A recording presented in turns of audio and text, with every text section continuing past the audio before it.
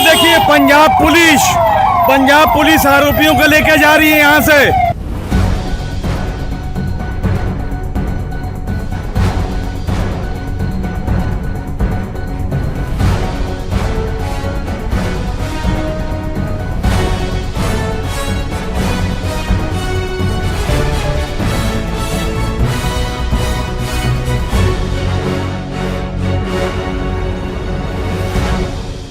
ID कुठे होता तुम्ही? तुम्ही कोण आहे? कोण आहे तुम्ही? तुम्ही कोण आहात? तुम्ही कोण आहे? तुम्ही मीडियाला पिक्चर कोण आहे तुम्ही? तुम्ही कोण आहे? तुम्ही पण आहे का? तुम्ही कोण आहे? तुम्ही आरोपी आहे काय? आरोपी नाही. काय तुम्ही कोण आहे? तुम्ही कोण आहे? तुम्ही कशाला पिक्चर आहे? तुम्ही काय विचारताय? तुम्ही आहात कोण? तुम्ही आहात आता कोण? पोलिसांना फोन करून आतमध्ये टाकणार तुझा. जास्त बोलतोय का येऊन?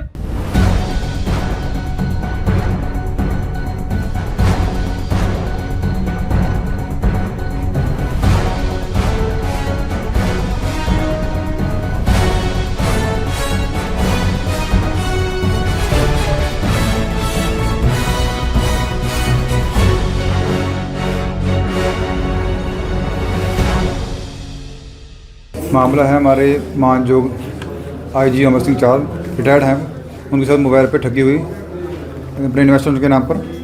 जो हमने दौरान तभी मालूम पड़ा कि यहाँ के लोग हैं, उनको पकड़ा है। अब फर्दर इन्वेस्टिगेशन चल रही है अभी। सर कितने की ठगी हुई उनके साथ? उनके 8 करोड़ समथिंग के 8 करोड़ तो उनके अकाउंट से ठगी हुई है? उनके अकाउंट से हैं। तो किसके अकाउंट में पैसे गए थे? ये अलग अलग अकाउंट हैं, वो वेरीफाई कर रहे हैं अभी, टोटल कर रहे हैं। अमाउंट बहुत ज़्यादा ना। पूर्व आईजी पंजाब के अमर सिंह चहल के साथ 8 करोड़ से ज्यादा का ऑनलाइन फ्रॉड हुआ और इस ऑनलाइन फ्रॉड में वो सदमे में गए। उन्होंने अपने आप को मारने की कोशिश की, आत्महत्या करने की कोशिश की और गोली चलाई, लेकिन शरीर से गोली आर पार हो गई और डॉक्टरों ने इलाज के दौरान उनकी जान बचा ली। अब वो खतरे से बाहर है।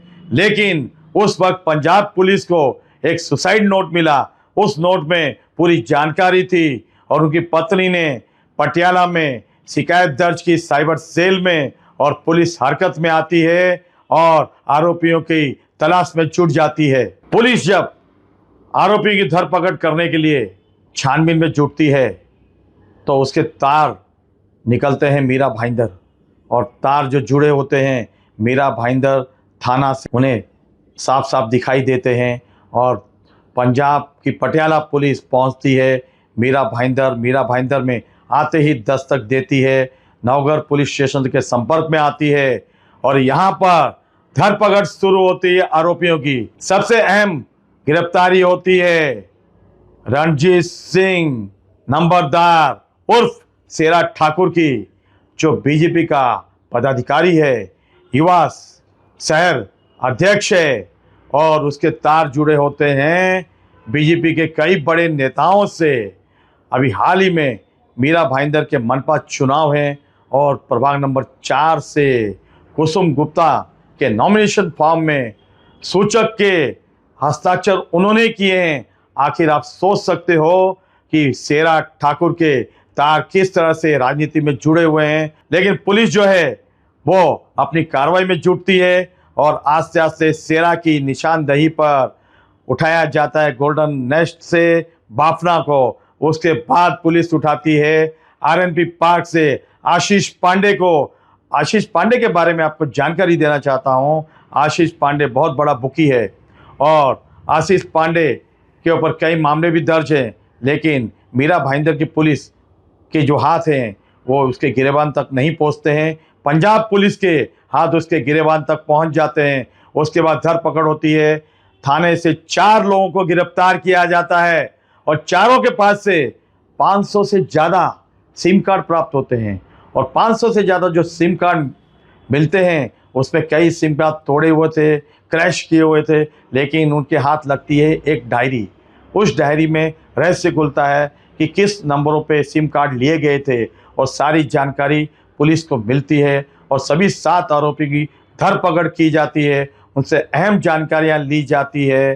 दर्शकों, आपको बताना चाहता हूं, जब पुलिस गहन छानबीन करती है और मीरा भाईंदर के मीडिया को जब इसकी भनक लगती है तो मीडिया वहां पे हवा के झोंके की तरह मौजूद हो जाता है और मीडिया का जमावड़ा देखते ही पुलिस बहुत कोशिश करती है कि आरोपियों को उनसे बचाया जाए, लेकिन आरोपी उनके कैमरे से नहीं बच पाते हैं और मीडिया ने उनके कैमरे में आरोपियों को कैद किया। लेकिन जिस तरीके से पंजाब पुलिस ने सराहनीय भूमिका निभाते हुए धरपकड़ की है, वो अपने आप में काबिलियत तारीफ है। और हमें ऐसी भी जानकारी मिली है कि इस रैकेट के तार जो हैं इंटरनेशनल लेवल से जुड़े हुए हैं और इनका कोई आका है जो दुबई से इन्हें संचालित करता है।